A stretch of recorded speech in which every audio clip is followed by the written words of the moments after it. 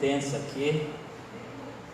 Muitos irmãos esperam, para viajar, seguro aí para completar a campanha. E pelo jeito a turma pegou a estrada, Mas glória a Deus, nós que estamos aqui para buscar ao Senhor, e Deus tem uma palavra para o nosso coração nesta noite. Abra sua Bíblia no Evangelho de João, capítulo 11.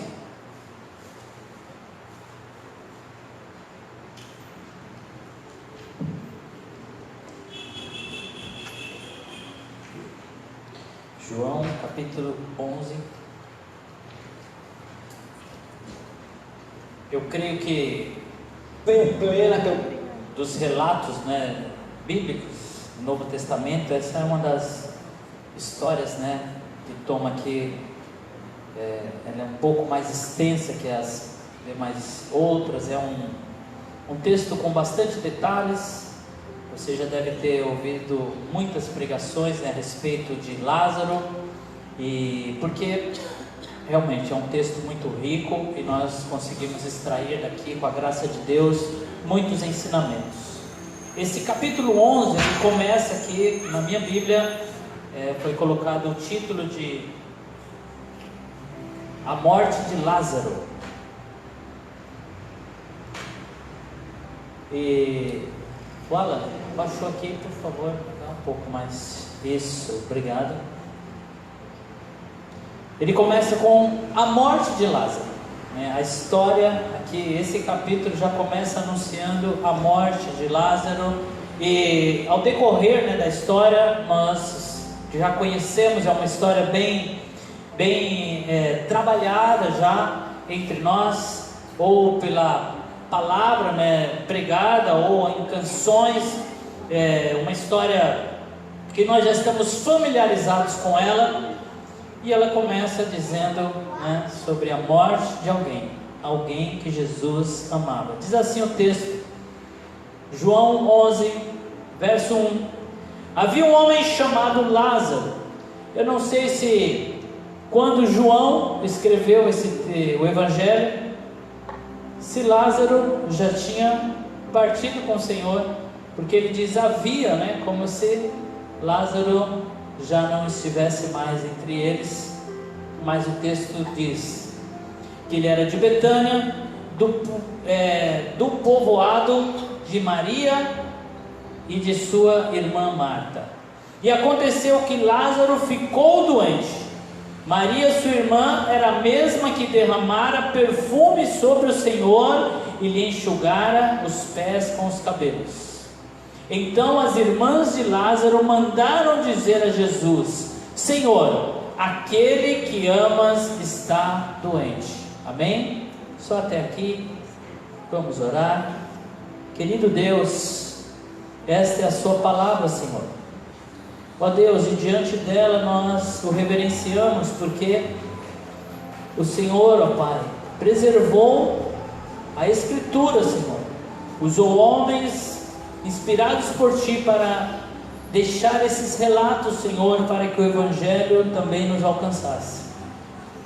Ó Deus, e ministrar ao coração da igreja, Pai, é uma grande honra e privilégio. Por isso não deixe que a minha humanidade, Senhor, venha impedir o agir do Teu Espírito, o Teu mover nesta noite. Porque, Senhor, o Senhor reservou esse tempo e essas pessoas, ó Pai, para desfrutar deste momento contigo, para ouvirmos a Tua voz. Por isso, Senhor, em nome de Jesus, venha repreender as distrações, venha repreender todo o roubo. Ó Deus, se algum coração aqui está aflito, ansioso, preocupado, em nome de Jesus eu ministro a Tua paz, a paz que vem dos céus, a paz que excede todo o entendimento, a paz, Senhor, que mesmo em meio a guerras, ela apazigua o nosso coração e nos faz confiar em Ti. Nós oramos em nome do Senhor Jesus. Amém.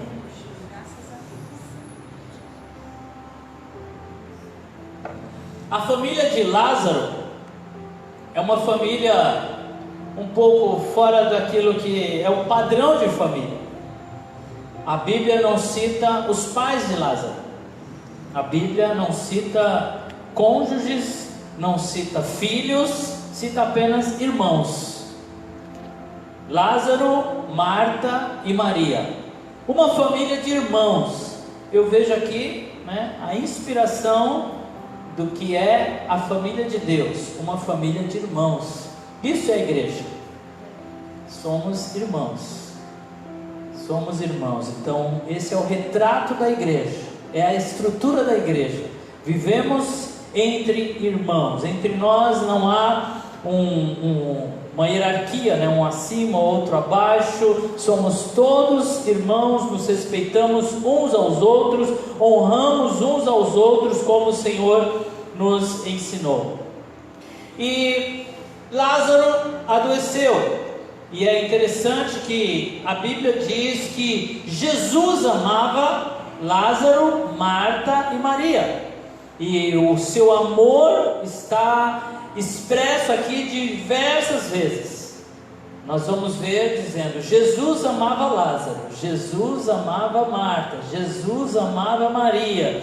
E como eu disse, um texto que começa anunciando que alguém vai morrer. E como que alguém que é amado pode ser deixado para morrer? Porque é isso que Jesus faz. Jesus estava distante, eles mandam anunciar a Jesus: olha, Lázaro está doente. O que as irmãs queriam? Que Jesus parasse tudo o que estava fazendo e viesse socorrer a Lázaro. E o recado vai embutido a seguinte frase: aquele que o Senhor ama, o seu amigo Lázaro está doente. E a Bíblia diz que Jesus permanece ali. Nesses primeiros versos aqui, nós podemos ver o que é a oração. Eu não sei como é que você ora, quanto tempo você ora, quais são os seus padrões da oração. Eu não sei se você é aquele que entra no quarto, fica quietinho, se você é aquele que ora em voz alta, se você é aquele que vai para o monte buscar, aquele que gosta de orar com mais pessoas, que ora sozinho. Mas isso nos mostra um retrato da oração, porque as irmãs enviam um mensageiro, e esse mensageiro é justamente o símbolo da oração. Jesus está em um outro lugar, e vai um mensageiro até Jesus levar um recado, levar um pedido. E isso que é oração. E eu vejo aqui um panorama dos céus, aonde Jesus está ao lado de Deus, e como chega diante dele as nossas orações, e chega os nossos pedidos. Quando você está lá, ou quietinho, ou somente com a sua mente, com a sua alma, você ora, aquela oração que ninguém às vezes escuta, ela chega diante de Deus como pedido de Marta e Maria. Jesus, alguma coisa não está certa. Olha, Jesus, alguém que eu amo não está bem. Senhor, eu estou passando aqui um aperto. Jesus, olha só, eu fiquei desempregado. Jesus, o que eu faço agora porque aconteceu alguma coisa? Então esse mensageiro que leva o recado é como no nosso tempo de oração, e como Jesus se comporta quando a oração chega a Ele. Então é esse o outro lado, que mostra quando o mensageiro chega, Jesus ouve e aparentemente ele não está fazendo nada. Jesus ainda se demora para sair em direção a Lázaro. E diz assim no verso 4: ao ouvir isso, Jesus disse: essa doença não acabará em morte, é para a glória de Deus, para que o Filho de Deus seja glorificado por meio dela. Não é para a morte. Essa palavra vem em resposta à nossa oração. Quando nós oramos, apresentamos algo a Deus, independente da reação dos céus, independente do que acontece após o momento de oração. Existem momentos em que nós oramos e nem terminamos a oração, Deus já responde. Eu não sei se já aconteceu com você, mas já aconteceu comigo, já aconteceu com muitos irmãos, de nós terminarmos a oração e a resposta já está lá. Você já deve ter ouvido, já deve ter vivido momentos em que não temos um suprimento em casa e nós oramos e terminamos de orar e alguém bate na porta: olha, eu vim trazer para você isso aqui, Deus me tocou. Mas como Deus tocou se eu acabei de orar? Porque a Bíblia diz que o Senhor já sabe o que nós vamos pedir. Antes que a palavra chegue à nossa boca, o Senhor já sabe. Por isso que muitas vezes o Senhor já envia o socorro antes de nós pedirmos, e quando nós pedimos, o socorro já está ali. Então em alguns momentos isso vem de imediato, o Senhor já enviou antes de nós pedirmos, para que aquilo chegue na hora certa, no momento certo, porque o Senhor sempre chega no momento certo. Mas às vezes há uma aparente demora, nós achamos que está demorando, mas é porque não é o momento certo. Mas com certeza não é para a morte, porque fomos chamados para a vida. Nós passamos da morte para a vida e vivemos em Cristo uma vida em abundância. Então quando oramos, o Senhor sempre nos dará a resposta. E isso não é para a morte, porque Romanos 8:28 diz que todas as coisas cooperam para o bem daqueles que amam a Deus. Até muitas vezes aquilo que a nós parece ser demora, até aquilo que aparentemente é um não de Deus, ainda assim é Deus trabalhando para que haja vida em nós e para que o seu Filho seja glorificado em nós. Este texto ele traz um relato de quando Jesus ele fica esperando alguém morrer. Jesus espera Lázaro morrer, ele espera Lázaro ser velado, Jesus espera Lázaro ser enterrado, e depois de enterrado, Jesus ainda espera que o seu corpo entre em decomposição. Mas antes disso ele disse: não é para a morte. E aí Deus nos dá uma palavra, Deus nos fala algo, e nós vemos que as circunstâncias, tudo à nossa volta parece que está indo contra aquilo que Deus falou. Deus te fez uma promessa, Ele te deu uma palavra, Ele te deu uma direção, e aí você olha em volta e vê que aquilo que Deus falou que não ia morrer, está morrendo.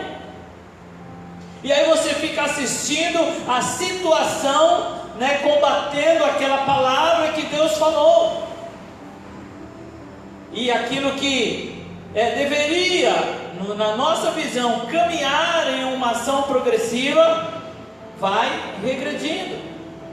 E aí você diz assim: puxa, mas eu recebi uma palavra do Senhor, que o meu casamento não iria terminar, mas a briga não para. Puxa, o meu esposo já até saiu de casa, e agora ele foi para longe, ele está assim ou está assado e parece que está indo contra, mas se foi Deus que falou, Ele está trabalhando nisso. É fácil quando nós olhamos para a história de José. Deus faz promessas a José, Deus dá sonhos a José, e José parece que começa a ir contra aquela palavra, porque a palavra é que José iria governar sobre seus irmãos, e os irmãos pegam e vendem ele como escravo. Então começou algo que parece que está indo contra aquela palavra que foi dada, aquele sonho. E José vai, como escravo ao Egito, e lá ele começa a trabalhar para Potifar, e ele começa a crescer. Aí a gente pensa: puxa, agora está andando, ele está indo, ele está sendo reconhecido. Daqui a pouco há lá uma armadilha, mentira sobre ele, prevalece o inimigo, e José agora é preso. Então há uma decadência, e José agora está na prisão, e na prisão ele é esquecido. Na prisão parece que José começa a se levantar de novo, a querer reagir, mas ele é abandonado, ele é esquecido naquele lugar. Mas nós que sabemos o final da história, eu te pergunto: José estava mais perto da promessa, sendo honrado pelo seu pai, ou lá na prisão, no cárcere, esquecido por todo mundo. É daquele momento que Deus tira ele de lá e cumpre a promessa. E é da sepultura, da morte, que Jesus chama Lázaro de volta à vida. E o Senhor tem a capacidade de ressuscitar aquilo que estava morto. Quando nós buscamos, os textos dessa passagem, tem um versículo aqui muito curtinho. Nós até usávamos nas gincanas, quando íamos em acampamento, ou tinha aqueles que a gente ficava dentro da igreja, fazia aquela vigília, acampa dentro, que a gente ficava, e tinha essas brincadeiras para fortalecermos na palavra. Qual é o menor versículo da Bíblia? Aí todo mundo fala. Qual? Só quem participou lembra. Jesus chorou. Jesus chorou. Está registrado nesse capítulo, este verso. Jesus chorou. Esse pequeno verso, João 11:35, diz muito sobre o nosso Senhor. Porque às vezes nós achamos que o Senhor, Ele simplesmente fica esperando para vir na hora certa, porque Ele está tratando conosco, nos dando vida muitas vezes através de uma situação difícil. Mas o Senhor, Ele não fica assim, como se Ele não estivesse participando com a gente. Porque às vezes a gente conta uma dificuldade, olha, está apertado, está difícil, olha, estamos enfrentando luta, e alguém diz assim, não, mas Deus está contigo, não se aveste não, como diz lá meus conterrâneos, lá no norte, fica tranquilo. Parece que é uma ausência de emoção, e às vezes parece que por saber o que vai acontecer, o Senhor, Ele não sofre conosco, porque Jesus disse para os discípulos, e nós vamos lá despertar Lázaro, nós vamos lá trazer Lázaro de volta à vida. Então Jesus sabia o que Ele ia fazer.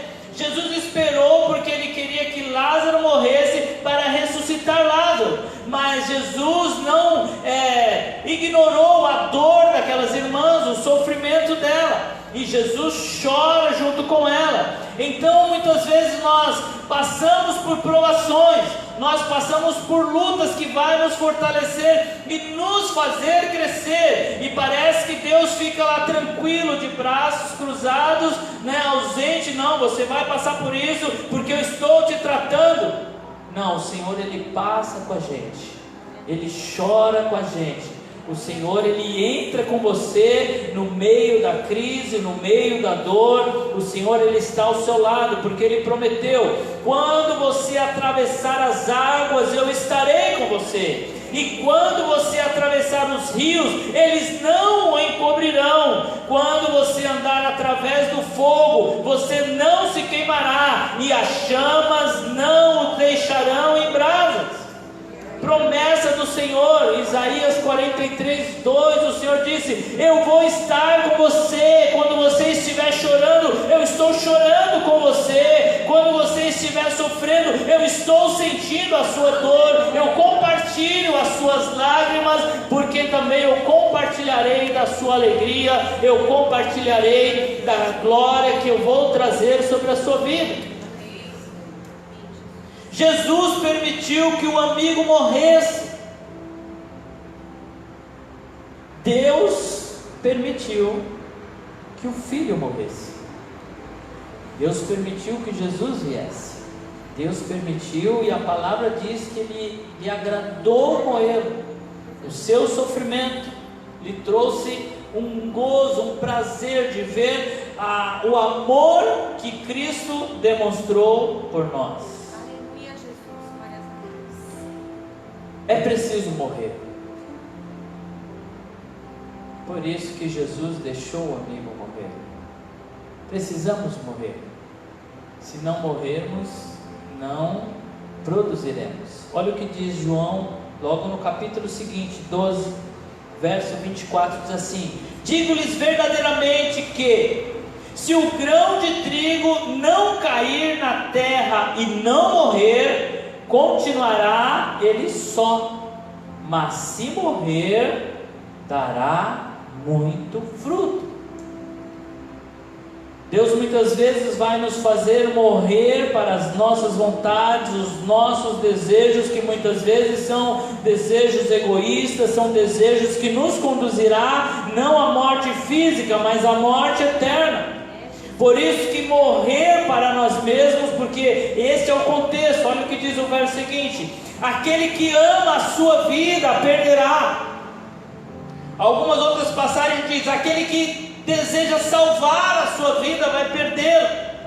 Ao passo que aquele que odeia a sua vida, ou que entrega a sua vida neste mundo, a conservará para a vida eterna. Então existe um processo aonde Deus permite, Ele nos leva a morrer para a nossa vontade, a morrer para nós mesmos, porque Ele quer nos ressuscitar uma nova pessoa para uma nova vida. O verso 20 diz assim: quando Marta ouviu que Jesus estava chegando, foi encontrá-lo, mas Maria ficou em casa. Eu quero falar algo sobre você, sobre as características que Deus deu a você, sobre aquilo que você tem e que às vezes você até não gosta do que você tem, ou daquilo que você é, mas neste verso nos mostra como Deus trabalha com indivíduos. Quem foi que correu para se encontrar com Jesus? Foi Marta ou Maria? Aqui diz que Marta correu para se encontrar. E quantas vezes nós ouvimos ministrações, ou nós mesmos falando assim: olha, você tem que ser igual Maria, porque Marta ficou lá limpando a casa e Maria ficou ouvindo Jesus. Não falamos assim? Mas aqui mostra que tanto Marta, quanto Maria, quanto Lázaro, com as suas particularidades, elas eram amadas por Cristo, elas eram especiais para Cristo. Jesus, quando Ele repreende Marta, nesse episódio em que Jesus está na casa deles, Lucas 10:41 diz assim: respondeu Jesus. Por quê? Porque Marta estava atarefada, querendo recepcionar Jesus. Ela estava cuidando da casa, ela estava cuidando da alimentação, e Maria estava ali ouvindo Jesus. E tem uma hora que Marta, ela não se conforma em ver Maria parada, ela diz assim: Senhor, fala para Maria me ajudar. E Jesus responde assim: Marta, Marta, você está preocupada e inquieta com muitas coisas, todavia apenas uma é necessária. Maria escolheu a boa parte, e esta não lhe será tirada.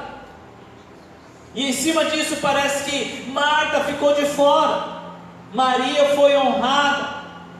Mas na verdade, este verso mostra que Marta se encontrou com a glória de Deus. Todas as vezes que aparece na Bíblia Deus tratando com o homem e repetindo o seu nome, como diz aqui, Marta, Marta, é porque essa pessoa estava tendo um encontro com a glória de Deus.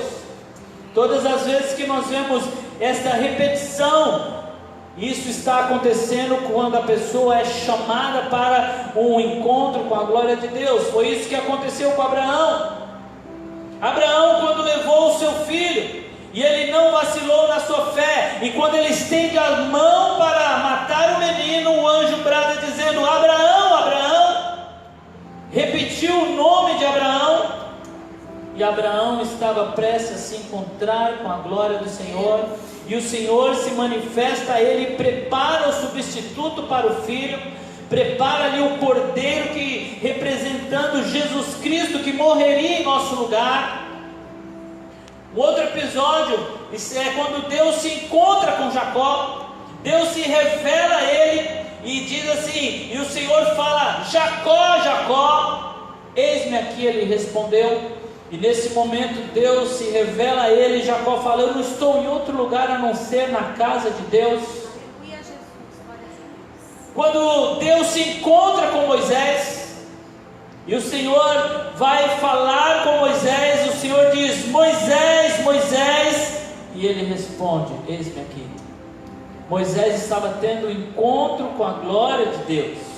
Quando ele se aproxima daquela sarça, e o Senhor diz: tire as sandálias dos teus pés, porque o lugar que ele pisa é terra santa.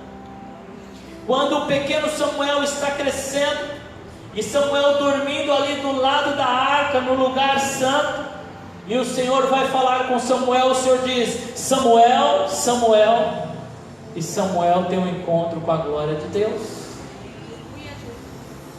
E quando Jesus vai preparar Pedro para o seu momento mais difícil, eu creio que Pedro passaria pelo seu maior aperto na sua vida ministerial, e Jesus diz assim: Simão, Simão, Satanás pediu vocês para peneirá-los como trigo. Mas Jesus estava dizendo: mas você vai ter um encontro com a minha glória, porque Jesus diz assim: mas eu orei por você, para que a sua fé não desfaleça. Quando você se converter, fortaleça os seus irmãos. Então é esse tipo de encontro que Marta estava tendo com Deus. No outro episódio, quando Paulo, ainda chamado Saulo, ele está perseguindo a igreja do Senhor, ele vai atrás dos santos, e o Senhor se encontra com ele, e vem aquele resplendor de luz. Como é que Jesus fala com ele? Saulo, Saulo, por que tu me persegues? Às vezes o encontro com a glória de Deus vem para nos corrigir, o encontro com a glória de Deus vem para nos mudar, porque Saulo foi transformado em um Paulo neste momento. O Senhor transforma a vida dele, e o Senhor também transformou Marta nesse momento. Deus não estava dizendo que o que Marta estava fazendo era errado, mas a maneira que o seu coração estava sendo tomado pela ansiedade e preocupações que era errado. E agora, quando Jesus vem, quem corre ao seu encontro? Marta vai, e Maria só vem quando Jesus manda buscá-la. Então nós não podemos dizer: ah não, você tem que ser esse ou isso ou aquilo. Você tem que ser você mesmo. Você tem que ser aquilo que Jesus te chamou para ser, porque na eternidade o Senhor olha, Ele vê quem você é, e Ele te escolheu de forma especial. E talvez em algum momento alguém olhou para você e usou você como depreciação, usou você para dizer: olha, não seja como ele, olha, não faça ele, seja igual ao outro, e você não era referência.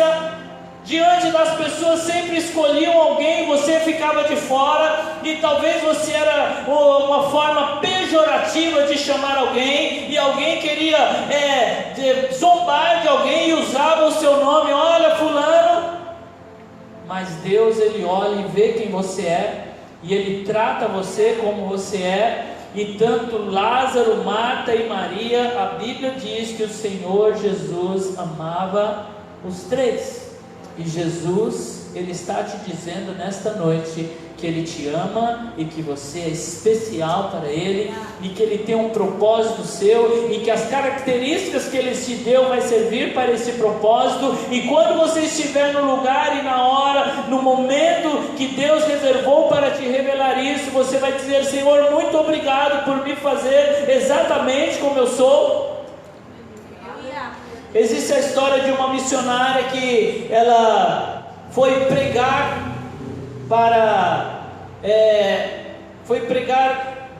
numa tribo onde as crianças, sofriam muito. E essa missionária, durante toda a sua vida, ela tinha uma pergunta, porque todos os seus irmãos tinham olhos claros e ela não. E ela orava insistentemente para que o Senhor mudasse a cor dos seus olhos. E desde pequena ela crescia, ela ia no espelho, olhava os seus olhos que eram escuros, e ela orava para que Deus mudasse os seus olhos, a cor dos seus olhos. E o Senhor não respondia, e ela continuava com olhos escuros. E ela foi enviada ao campo missionário, e foi para um lugar onde ela precisou entrar em um lugar para resgatar essas crianças. E ela teve que se passar por alguém daquela região, e ela se vestiu daquela forma, colocou as roupas, e quando ela se olhou no espelho, ela viu seus olhos escuros, e ela percebeu que se ela tivesse olhos claros, ela não poderia entrar naquele lugar. E naquele momento ela entendeu, porque Deus não deu para ela olhos claros, e o Senhor falou: agora você entende? Então existe um momento em que Deus vai falar com você, e Ele vai dizer: agora você entende, porque eu não dei o que você pediu, porque eu não respondi do jeito que você queria, e aí as coisas vão fazer sentido. Amar é sentir a dor do outro. Após esse momento em que Jesus, diante da multidão, derrama as lágrimas, este verso que diz: Jesus chorou, o verso seguinte diz assim: então os judeus disseram: vejam como ele o amava. Olha, os judeus não disseram isso quando Jesus ressuscitou Lázaro e ele saiu para fora. Ninguém disse: olha como ele o ama, ele o ressuscitou. Mas quando Jesus chorou pela perda de Lázaro, eles disseram: vejam como ele o amava. E às vezes nós olhamos para alguém que está sofrendo, para alguém que está em dificuldade, e nós olhamos para nós mesmos e pensamos assim: puxa, o que eu posso dar para ele? O que eu posso fazer? E chegamos à conclusão que aquele problema é tão difícil que não podemos fazer nada, mas nós podemos ficar do lado e chorar com as pessoas. E foi isso que Jesus fez, sentiu a dor dele. E quando nós sentimos a dor de alguém, ainda que a gente não o socorra, ainda que a gente não resolva o problema, ele vai, ou melhor, ele não vai se sentir sozinho. Estar com as pessoas, estar com o outro, dar o apoio, vai demonstrar esse amor. É isso que Jesus faz: eu estarei convosco todos os dias, até a consumação dos séculos. Ainda que ele não resolva o problema do jeito que nós queremos, mas com certeza ele passa conosco. Deus, ele é um Deus compassivo, ele é um Deus que sente o que nós sentimos. Mas alguns deles disseram: ele que abriu os olhos do cego não poderia ter impedido esse homem de morrer? Quando nós questionamos a Deus, dizemos: Senhor, o Senhor pode todas as coisas, o Senhor é todo poderoso, o Senhor não poderia ter impedido que o meu visto lá no consulado não fosse rejeitado? Senhor, sendo o Senhor todo poderoso, o Senhor não poderia ter impedido que os meus olhos se enfraquecessem e eu perdesse a visão? Senhor, sendo o Senhor todo poderoso, o Senhor não poderia ter impedido que eu ficasse desempregado, ou que o meu ente querido fosse tirado, ou que eu estivesse passando por isso? Ele podia, mas não fez. O Senhor pode todas as coisas, mas Ele não vai fazer todas as coisas que nós queremos. Ele vai fazer todas as coisas que serão favoráveis a nós.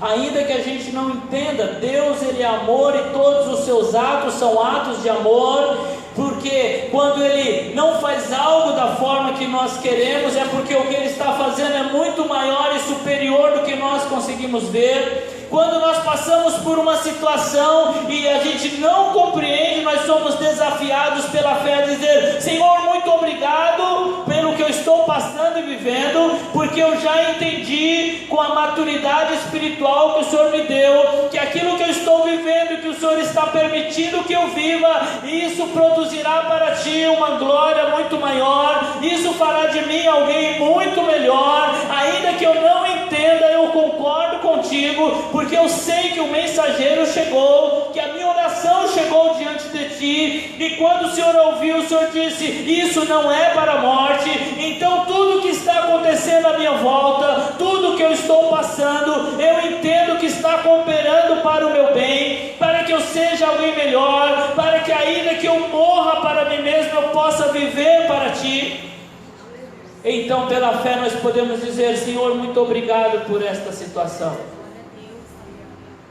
E Jesus, ele chega diante do sepulcro que guardava aquele corpo em estado de decomposição, como as suas irmãs disseram: Senhor, já cheira mal, já é de 4 dias. Então quando chega a hora do Senhor agir, Quando chega a hora do Senhor fazer, não há barreiras para Ele fazer. Havia-se uma crença naquela época que quando alguém morria, o espírito permanecia no corpo por 3 dias. Eles acreditavam que ficavam lá enquanto eles estavam velando, falando, para eles, né, aquela pessoa estava ouvindo, estava recebendo aquilo.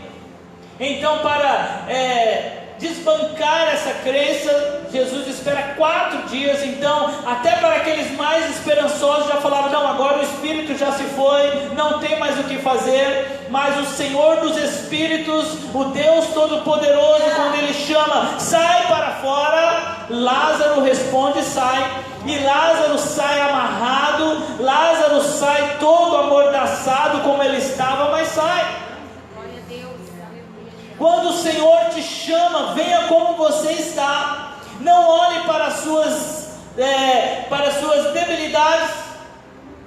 Não questione o Senhor, apenas responda. Se é Ele que está chamando, confie que esta voz que está te chamando, ela vai te levar à vida. E Lázaro responde, sai ainda amarrado. E Jesus diz: desliguem e deixem ele ir. Existe um processo. Mas quando a voz te chamar, só responda: eis-me aqui. Quando o Senhor te chama, Ele te chama dessa forma especial. Ele está chamando o seu nome para que você tenha um encontro com a sua glória. O Senhor está te chamando, está fazendo distinção entre você e aqueles que estão perecendo. E Ele olhou para você e disse: venha, sai para fora, se movimente. O Senhor está te chamando para uma vida ativa, para uma vida que produz. Nós temos a nossa sigla, né? Do Tabernáculo Brasil para Cristo. Qual é a nossa sigla? Qual? TBC, né? E nós usamos, né, a sigla TBC, está ali, né, no nosso logo, Tabernáculo Brasil para Cristo. Eu já disse uma vez aqui, eu vou dizer de novo, essa sigla pode ser usada com outro significado. TBC. Quando Jesus te chamar, quando Jesus diz vem, aí você vai fazer TBC, que é tire o bumbum da cadeira. Você se levanta e responde. Quando o Senhor chama, você vai e diz: Senhor, eu estou aqui, Senhor, pode me usar. Olha, Deus, eu não tenho capacidade alguma, Senhor, as debilidades estão sobre mim, mas eu respondo e digo: Senhor, estou aqui. Foi desta forma que Elias estava naquela caverna, prostrado, frustrado, e o Senhor diz: vem para fora. E o Senhor está te chamando, dizendo: sai desse cativeiro, sai dessa situação, porque Ele tem poder sobre a morte, Ele tem poder de dar vida, e Ele está te chamando: sai para fora. O verso 44, ele é impressionante. Ele diz assim: o morto saiu. Queridos, morto não se mexe. Mas diz aqui: o morto saiu para ouvir Jesus. E no momento que o morto saiu, ele já não era mais morto, agora ele era vivo. No momento que você responde, você deixa de ser morto, você passa a ser vivo. No momento que você reage ao chamado de Jesus, a vida dele vem em você. E a palavra diz que esta vida produzirá em você uma fonte que salte para a vida eterna. Aquilo que era seco agora se tornou uma fonte, agora está jorrando. Agora outros virão até você e vai dizer: olha, eu quero desta água, eu quero isso que você tem, porque eu vejo que os seus olhos têm vida, eu vejo que você enfrenta as situações que eu enfrento, olha, eu vejo você passando as lutas, mas os seus olhos continuam vivos, você continua adorando, você continua glorificando, e eu quero esta vida que você tem. João 5,25 diz assim: eu lhes afirmo que está chegando a hora, e já chegou, em que os mortos ouvirão a voz do Filho de Deus, e aqueles que a ouviram viverão. Jesus continua chamando os Lázaros, Jesus continua ministrando vida, Jesus continua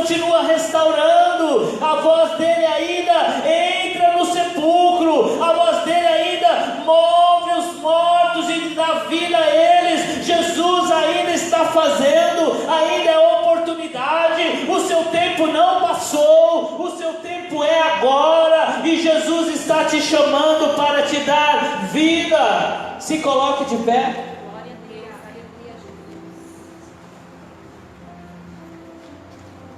O Senhor chamou o seu nome nesta noite. Eu não sei o que estava te fazendo morrer. Eu não sei o que estava te colocando para baixo. Eu não sei o que estava te pressionando a desistir. Mas esta noite o Senhor está chamando o seu nome. E Ele está dizendo: vem para fora, porque eu vou te dar vida. Eu vou te dar vida. E se você crer, diz a palavra, a vida virá sobre você. Basta crer. Os mortos viverão, porque aquele que é Senhor até dos mortos, Ele dá vida e Ele restaura a todos. E o Senhor quer restituir a você esta vida, em nome de Jesus. Pai querido, ouvimos a Tua voz. Estávamos mortos em nossos pecados, estávamos sucumbindo diante dos desafios. Oh Senhor, nos sentíamos em decomposição, ó Deus, pois não encontrávamos mais motivação para viver, e estávamos no escuro, sucumbindo naquela cova. Mas a voz do Teu Filho Jesus Cristo soou e disse: Elias, vem para fora. E a Tua voz está chamando o nosso nome.